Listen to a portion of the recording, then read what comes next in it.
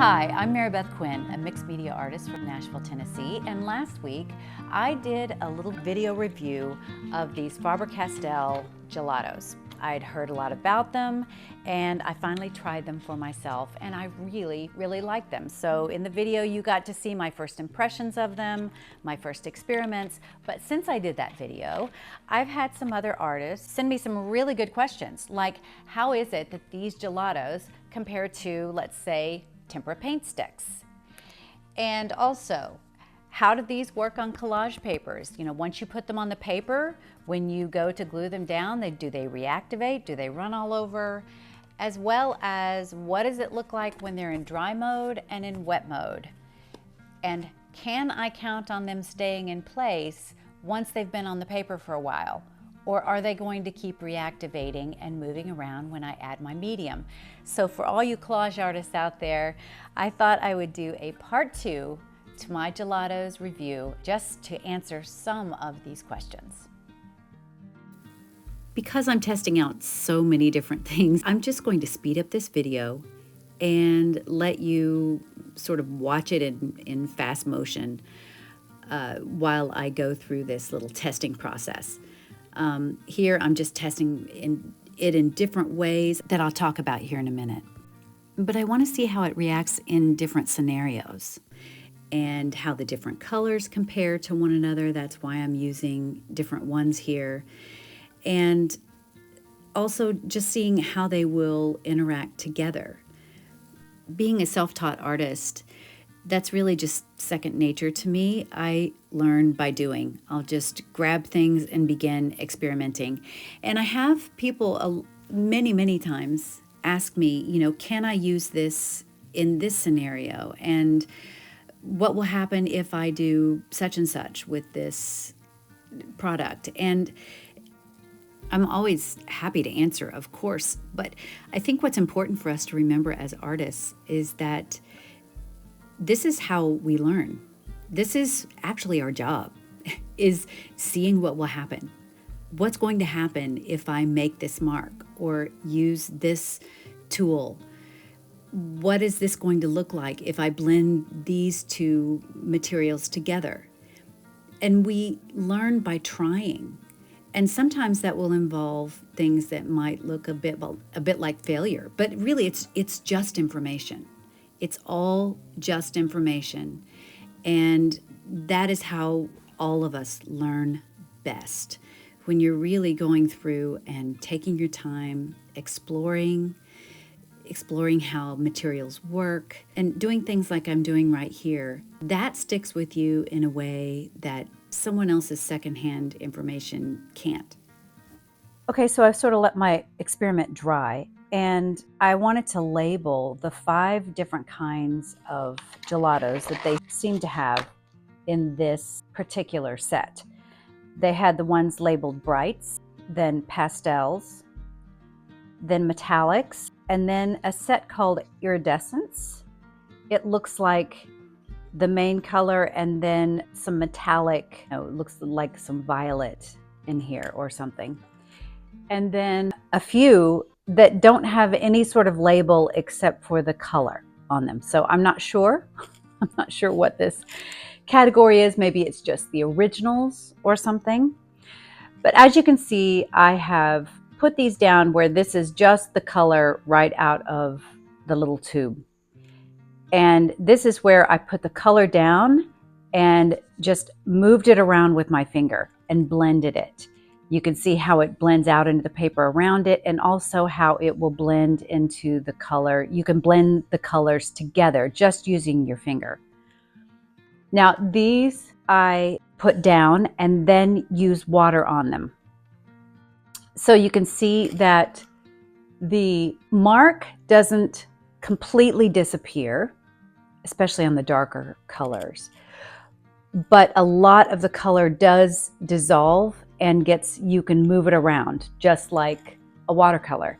And as you can see, they will blend together much like a watercolor will.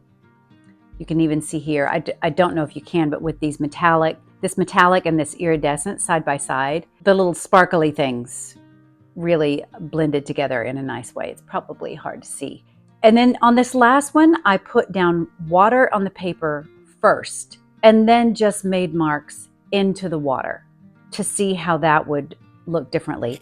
So that was kind of nice because it immediately made what was on the stick begin to dissolve enough that you got some little color blooms around it, but you could also get a containment, a really nice containment of the mark. So that was a nice experiment to really let me know how they're going to function. The other thing that I'm curious in knowing is, do they continue to activate when you put water on them? Do they continue to move around when you rub them once they dry? So that's, I think, what I'm going to try now. I've cleaned my fingers off, so I'm going to see if I can get anything off of these. I can feel a little bit on my finger, but not much. So I'm going to try up here with just the full-on color that I haven't done anything to, and see if I can get any to come off on my finger. No, apparently not. A little bit of that came off. So it looks like some may move a little bit more than the others. This green seemed to come off more than the others, but still, and the yellow, but still hardly any at all. So that tells me a lot. I can feel a little bit coming off on my finger there, but it's not even hardly enough to see. So I think it's safe to say that at least once you put it down on the paper and you do with it what you want, that after that it can be considered to some degree dry. Now, what I'm very curious about though is, does it reactivate with water? So let's give it a try. So I'm just going to try to move these things around now that they've been on here a while.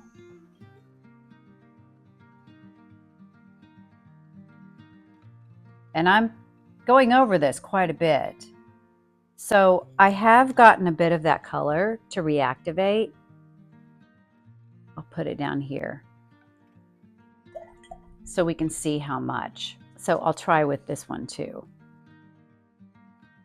But I will say this, they hold their mark. Some of the color may get reactivated, but they don't entirely reactivate to where they just start spreading all over. That doesn't seem to be happening at all. See how I can rub all over that, and that original mark, it stays in place.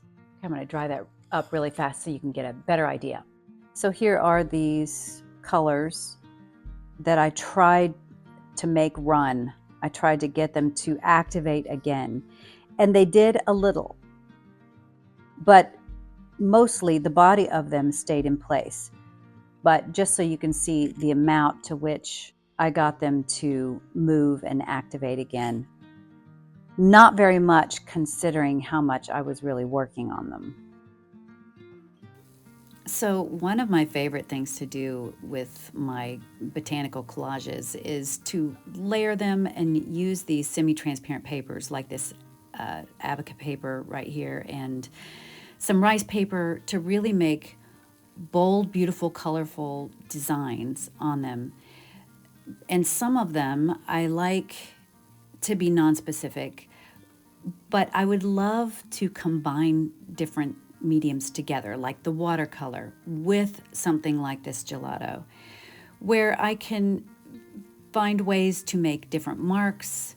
I know that I can use the watercolor to be very non-specific and just add a nice wash of color here and there. And so I'm just sort of experimenting to see how they work together and how they interact. So here's a piece of rice paper that already had some pretty specific watercolor marks, and I'm just adding the gelatos to see how they can complement each other possibly, and how I might be able to use them in the future. Abaca paper and my rice paper that already had some watercolor marks on them, but then I added the gelatos on top.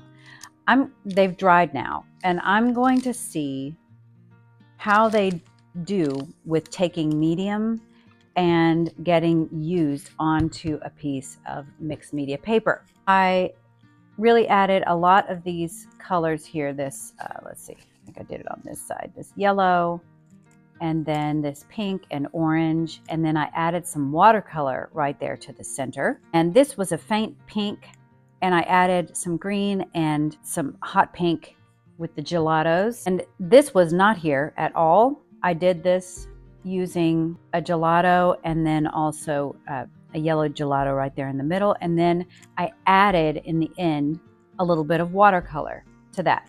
So let's see how those do on a piece of mixed media paper. So one thing I love about this Abaca teabag paper is that I can put watercolors on it and they'll be very non-specific, but I'd like to see if the gelatos can add some definition to it. I'm just going to put some medium on here, and I won't skimp on it, so we can really test out what this medium does to the gelato color. You don't want to find that out in the middle of something that you really care about while you're working on it.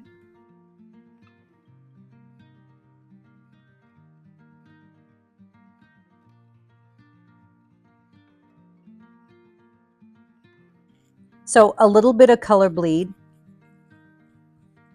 but not a ton.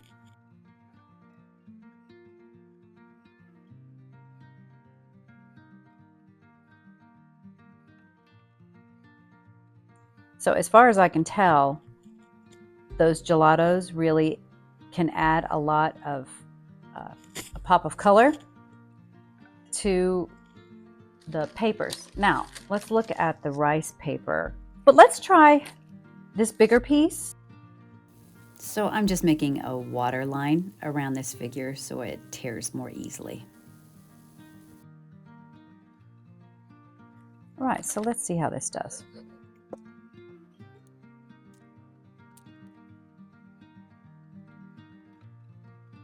Now, granted, there's some watercolor on top of this. So ideally, I would have controlled the variables a little bit better on this experiment, but I think we'll get an idea. I'm going to go over this part where I know that I put the gelatos, and they do seem to be holding very well. I knew that would run because that's a lot of watercolor condensed right there. But overall, I think as far as just the gelatos go, I think they stay in place pretty well. I think most of this run is from the watercolors. But yeah, not bad. I think they do sort of dry into place. So another thing I wanted to try now that this is mostly dry, I wanted to see what happens, if much of anything, when I go over the top of these collage pieces and maybe add some of these to the paper around them, maybe blend the edges, and just see what happens. So one of the things I really love about trying new products like this is with this layering process with collage papers, it's always this beautiful dance of subtlety mixed with then these bold pops of color and very specific things. And so I'm really testing out, how do these gelatos work on top of the paper that's already adhered to the substrate?